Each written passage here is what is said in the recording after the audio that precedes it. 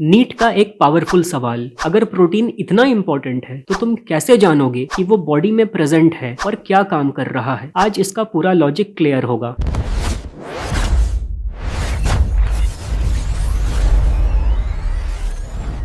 तो स्टार्ट करते हैं हम लोग हमारे आज की क्लास। ठीक है, तो आज हम लोग पढ़ने वाले हैं कि प्रोटीन हमारी बॉडी में किस तरह से प्रेजेंट है और क्या काम कर रहा है। ठीक है, तो हमारा आज का हेडिंग होगा functions of protein. Functions of proteins. ठीक है, अब एक एक करके हम लोग इसके फंक्शन को नोट डाउन करना स्टार्ट करते हैं। तो जो कुछ प्रोटीन होते हैं, ठीक है, वो थेराप्यूटिक एजेंट की तरह काम करते हैं। कहने का मतलब है उसका कुछ मेडिसिनल वैल्यू होता है। ठीक है, some proteins are behaving like therapeutic agents. ठीक है, थेराप्यूटिक एजेंट्स में एक प्रोटीन का एग्जाम्पल हम लोग देखेंगे, स्ट्रेप्टोकाइनेज। स्ट्रेप्टोकाइनेज,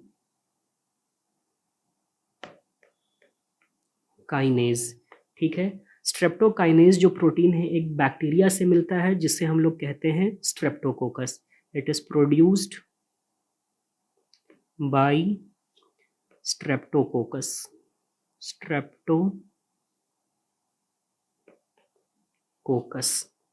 ठीक है, क्योंकि ये बायोलॉजिकल नेम है इसको हम लोग अंडरलाइन कर लेते हैं। अब इस स्ट्रेप्टोकाइनेज का फंक्शन क्या है? तो it act as an anticoagulant, मतलब खून को जमने से रोकता है। It act as an anti coagulant.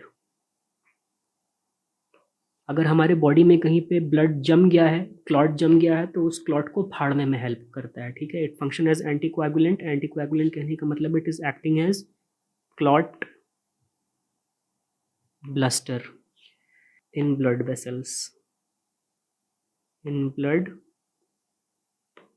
Vessels. ठीक है, इसी कड़ी में हम लोग अगले थेरेप्यूटिक प्रोटीन का एग्जाम्पल देखेंगे, दैट इज थ्रोम्बिन। नेक्स्ट जो थेरेप्यूटिक प्रोटीन है दैट इज फाइब्रिनोजन।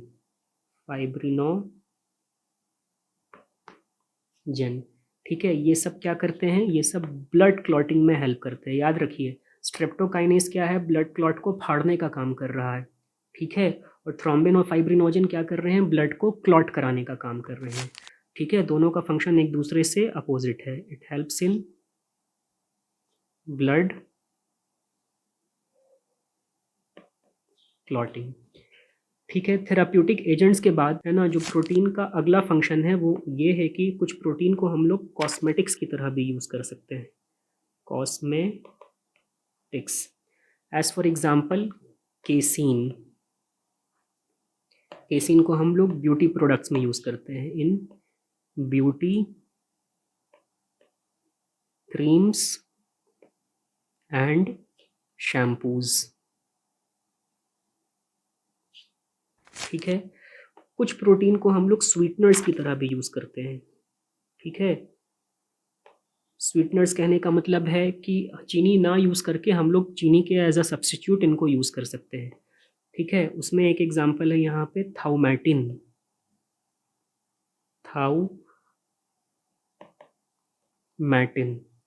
ठीक है, कुछ प्रोटीन जो होते हैं वो नेचर से एसिडिक होते हैं। ठीक है, एसिडिक प्रोटीन्स, अगर उनमें एसिडिक अमाइनो एसिड होंगे तो वो एसिडिक प्रोटीन होंगे। ठीक है, तो क्या इनका यूज़ होता है इसको भी हम लोग यहाँ पे लिख लेते हैं, नोट डाउन करते हैं। पहले तो हम लोग डिफाइन कर लेते हैं कि एसिडिक प्रोटीन क्या होते हैं। Proteins with acidic amino acid, as for example glutamic acid, as for example aspartic acid. ठीक है, तो ये एसिडिक प्रोटीन क्योंकि इनके पास एक एक्स्ट्रा COH ग्रुप है और वो आयोनाइज हो गया है। ठीक है, तो ये कैसे बिहेव करते हैं? नेगेटिवली चार्ज्ड बिहेव करते हैं। दे बिहेव्स एज अनायन। अनायन कहने का मतलब है negative charge at physiological pH। हमारी बॉडी का जो नॉर्मल pH है, फिजियोलॉजिकल pH, जिस pH पे most of the body function काम करते हैं उसको हम लोग बोलते हैं नॉर्मल फिजियोलॉजिकल पीएच। तो हमारी बॉडी का नॉर्मल फिजियोलॉजिकल पीएच जो है वो 7.5 होता है। तो इस नॉर्मल पीएच में जो एसिडिक प्रोटीन है उनके जो ग्लूटामिक एसिड और एस्पार्टिक एसिड हैं वो ऐसे बिहेव करते हैं कि उनके ऊपर नेगेटिव चार्ज आ गया है, ठीक है। और हमारे मोस्ट ऑफ द जो ब्लड प्रोटीन है वो नेचर से एसिडिक ही होते हैं, ठीक है। तो इनका एग्जाम्पल क्या होगा, मोस्ट ब्लड प्रोटीन्स, ठीक है। तो एसिडिक प्रोटीन के फंक्शन को भी हमने देखा कि किस तरह से ये हमारे ब्लड प्रोटीन का कंपोनेंट होते हैं। इसी तरह हम लोग बेसिक प्रोटीन को भी देखते हैं, बेसिक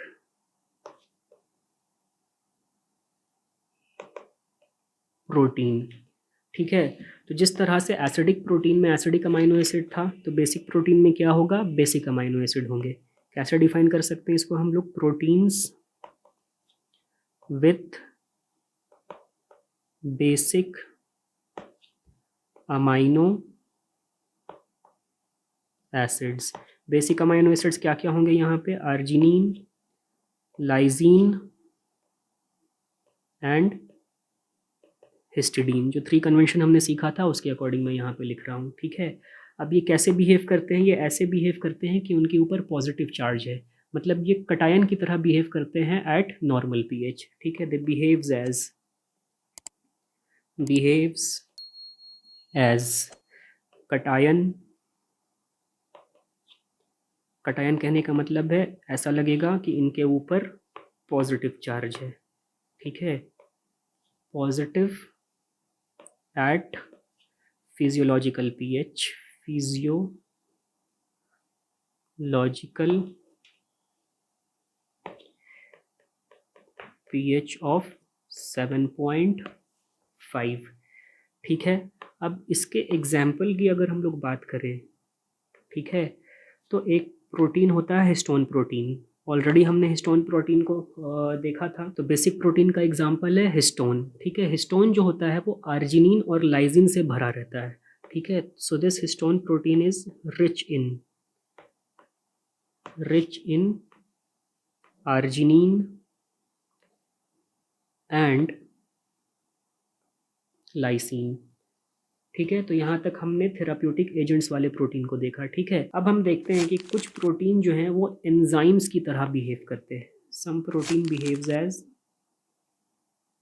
एंजाइम्स, या फिर हम लोग ऐसा कह सकते हैं कि most of the enzymes are proteinaceous in nature, मतलब most of the enzyme protein से बने होते हैं। कुछ एंजाइम ऐसे भी होते हैं जो कि नॉन प्रोटीन से बने होते हैं, ठीक है। तो हम लोग अब एंजाइम्स को थोड़ा थोड़ा समझना स्टार्ट करते हैं, ठीक है। इसके बारे में हम लोग लिखते हैं कि all enzymes except for few मतलब कुछ को छोड़ करके जो जितने भी एंजाइम्स हैं वो नेचर से प्रोटीन होते हैं। Except for few are protein, ठीक है, अलोन और इन कॉन्जुगेशन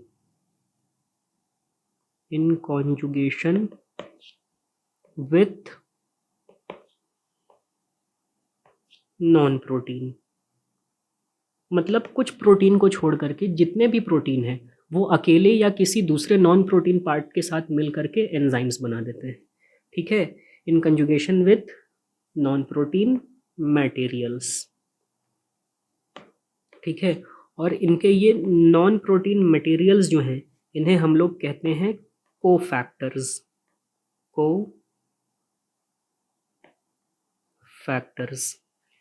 ठीक है। अब ये जो एंजाइम्स हैं, ठीक है, जो कि मोस्टली प्रोटीन के बने होते हैं, ये क्या करते हैं, ये किसी बायोलॉजिकल रिएक्शन के रेट को बढ़ा देते हैं। और बायोलॉजिकल रिएक्शन के रेट को बढ़ा देने को हम लोग कहते हैं कि ये कैटालाइज करते हैं बायोलॉजिकल रिएक्शन को, ठीक है। So they are doing what, they are कैटालाइजिंग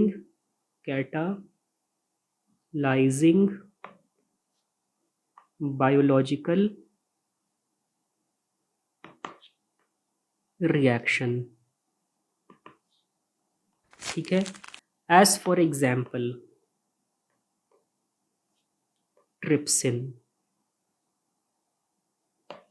ठीक है, कहाँ प्रेजेंट होता है ये, so it is present in pancreatic juice,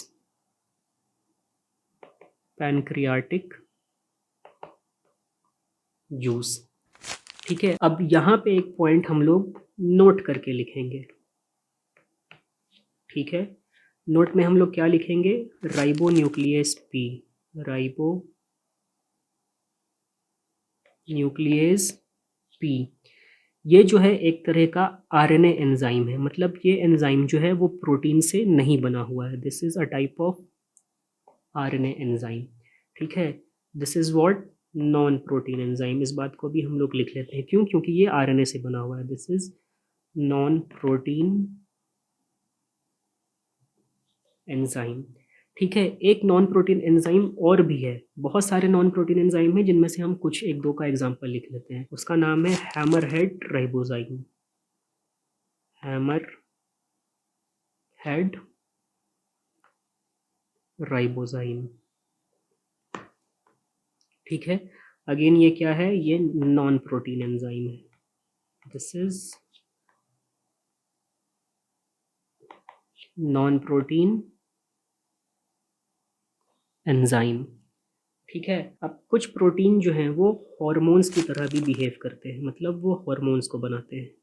ठीक है, तो इसके रिगार्डिंग भी हम लोग लिखना स्टार्ट करते हैं। Some hormones, some hormones are proteins,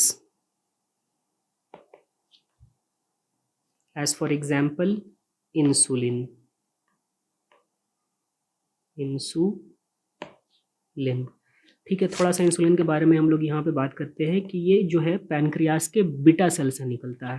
ठीक है, it is obtained from beta cells of islets of Langerhans, Langerhans of pancreas. ठीक है, और इंसुलिन का क्या काम है, तो ये ब्लड शुगर लेवल को रेगुलेट करता है। ठीक है, इसके बारे में डिटेल में हम लोग केमिकल कोऑर्डिनेशन वाले चैप्टर में पढ़ेंगे, फिलहाल के लिए यहाँ पे इतना ही लिख लेते हैं, regulates sugar metabolism, sugar metabolism. ठीक है, अब इसी तरह से कुछ प्रोटीन्स जो होते हैं वो डिफेंस प्रोटीन का काम करते हैं। ठीक है, मतलब वो हमारे बॉडी को बीमार होने से बचाते हैं, and those are known as defence proteins. As for example इन्हें हम लोग बोलते हैं एंटीबॉडीज, एंटीबॉडीज, या फिर इन्हें हम लोग इम्यूनोग्लोब्यूलिन्स भी बोल सकते हैं, इम्यूनोग्लोब्यूलिन्स। ये सारी बातों को मैं अपकमिंग चैप्टर में एक्सप्लेन करूंगा कि इन्हें इम्यूनोग्लोब्यूलिन्स क्यों बोलते हैं, या फिर इन्हें हम लोग गामा ग्लोब्यूलिन्स भी क्यों बोलते हैं। ठीक है, अब ये तीनों चीज़ जो है एक ही चीज़ है, इन्हें आप लोग एंटीबॉडीज़ बोल लीजिए, इम्यूनोग्लोब्यूलिन्स बोल लीजिए, या फिर गामा ग्लोब्यूलिन्स बोल लीजिए। ठीक है, तो ये कहाँ से बनते हैं, तो ये बी लिम्फोसाइट से बनते हैं। ठीक है, these are formed from B lymphocytes, B lymphocytes. ठीक है, अब इन बी लिम्फोसाइट से जो ये एंटीबॉडीज़ या गामा ग्लोब्यूलिन्स या जो इम्यूनोग्लोब्यूलिन्स बनते हैं, the help in fighting infection. ठीक है, fight infectious agents, infectious agents. ठीक है, इसी तरह से कुछ प्रोटीन जो हैं उनका हमारी बॉडी में function as intercellular ground substance के जैसा होता है। ठीक है, some protein function as intercellular ground substances।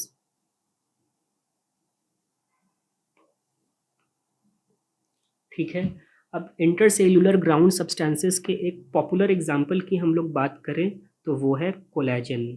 ठीक है, कोलेजन को हमने जैसे देखा था, it is the most abundant protein of the animal world. ठीक है, अब कोलेजन के बारे में अगर हम लोग लिखें तो इसके बारे में हम लोग, है ना, इंटरसेल्यूलर ग्राउंड सब्सटेंस के पर्सपेक्टिव में क्या लिखेंगे, it is main protein of connective tissue, main protein of connective tissue. जब हम लोग वाइट फाइबर पढ़ रहे थे कनेक्टिव टिश्यू में स्ट्रक्चरल ऑर्गेनाइजेशन इन एनिमल्स, एनिमल टिश्यू वाले चैप्टर में, तब हमने देखा था कि जो वाइट फाइबर्स होते हैं वो कोलेजन प्रोटीन से बने होते हैं। ठीक है, तो यही कोलेजन प्रोटीन जो है कनेक्टिव टिश्यू का मेन प्रोटीन है। ठीक है, और ये जो वाइट फाइबर हैं जो कि कोलेजन से बने होते हैं, ये बहुत ज़्यादा मजबूत होते हैं, ये बहुत स्ट्रांग होते हैं। कहने का मतलब है they have got great tensile strength, tensile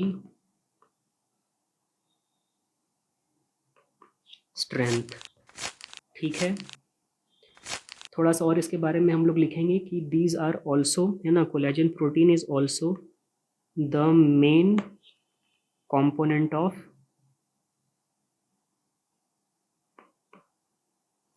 cartilage। ये सब कनेक्टिव टिश्यू हैं। ठीक है, तो उनका मेन कंपोनेंट तो ये होगा ही, है ना, cartilage, ligament, tendons, bone and teeth.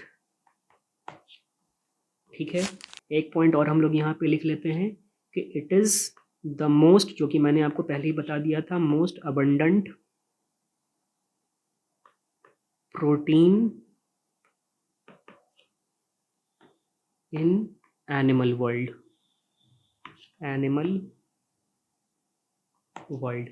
ठीक है, तो यहाँ तक हमने प्रोटीन का function as intercellular ground substance के जैसे भी देख लिया। ठीक है, इसी तरह से हमारी बॉडी में जो कुछ प्रोटीन्स होते हैं वो रिसेप्टर का भी काम करते हैं, मतलब ये किसी को अपने ऊपर रिसीव करेंगे। ठीक है, तो ऐसे प्रोटीन्स को हम लोग बोलते हैं कि ये रिसेप्टर प्रोटीन है। ठीक है, और ये रिसेप्टर प्रोटीन जो है ये प्रेजेंट होते हैं सेल के एक्सटर्नल सरफेस पे। तो पहला पॉइंट हम लोग यहाँ पे लिखते हैं, present on external surface of cell membranes, cell membranes। ठीक है, अब ये सेल के बाहर जो प्रेजेंट होते हैं, थोड़ा इसको मैं डायग्राम पे समझाता हूँ। मान लेते हैं ये एक सेल है।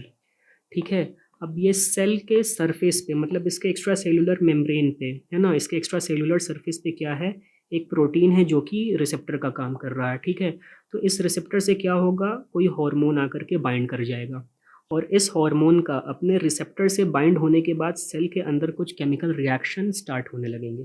ठीक है, तो हमने क्या सीखा कि इन रिसेप्टर से कौन बाइंड कर रहा है, इन रिसेप्टर से हार्मोन्स बाइंड कर रहे हैं। ठीक है, तो इस बात को भी हम लोग यहाँ पे लिखते हैं, बाइंड्स विथ हॉर्मोन्स। ठीक है, अब ये रिसेप्टर जो है हमारे सेंस ऑर्गन पे भी प्रेजेंट होते हैं, also present in sense organs. ठीक है, जब ये सेंस ऑर्गन पे प्रेजेंट होते हैं तब इनका फंक्शन एज सेंसरी रिसेप्शन होता है। ठीक है, तो इस पॉइंट को भी हम लोग लिख लेते हैं, दे एक्ट एज और they function as sensory reception. ठीक है, as for example smell, taste etcetera. ठीक है, तो यहाँ तक हमने प्रोटीन का फंक्शन देखा एज रिसेप्टर की तरह। ठीक है, फर्दर हम लोग मूव ऑन करते हैं और अब हम लोग देखेंगे प्रोटीन का function as transport protein, transport protein. ठीक है, तो कुछ प्रोटीन जो हैं वो क्या करते हैं, किसी स्पेसिफिक मटेरियल के ट्रांसपोर्ट में हेल्प करते हैं, किसी स्पेसिफिक मटेरियल का ट्रांसपोर्ट सेल के अंदर करा देते हैं। तो इस पॉइंट को भी लिखते हैं हम लोग यहाँ पर, ट्रांसपोर्टेशन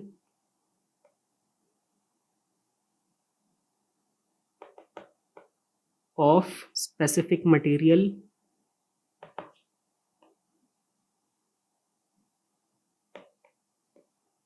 inside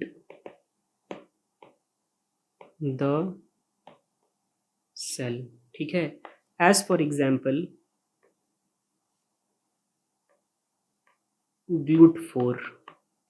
ठीक है, ये एक तरह के ट्रांसपोर्टर प्रोटीन का नाम है।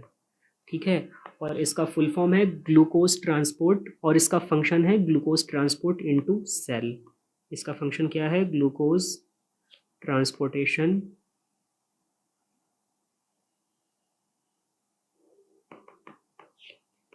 Into sales.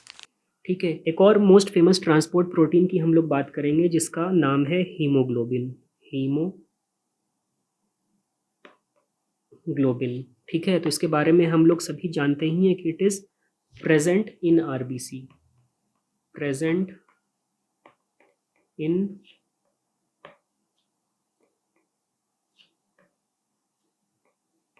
आरबीसी। ठीक है, और ये काम क्या करता है? Transport of oxygen, transport of oxygen from lungs to various body parts।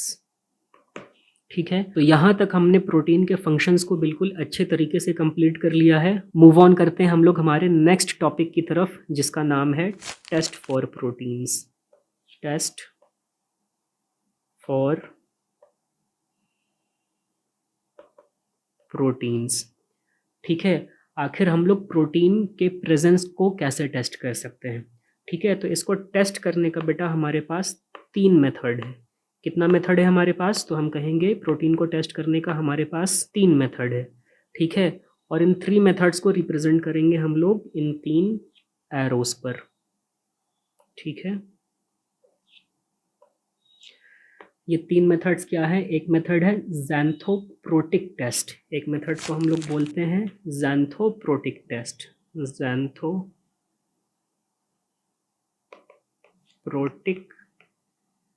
Test. एक मेथड को हम लोग बोलते हैं मेलॉन्स टेस्ट, मेलॉन्स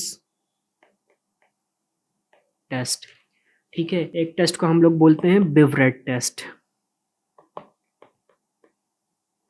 ठीक है, तो इन 3 टेस्ट को हम लोग एक एक करके देखते हैं। ठीक है, तो ज़ैंथोप्रोटिक टेस्ट में क्या होता है हम लोग, है ना, इसके बारे में हम लोग लिखना स्टार्ट करते हैं। For proteins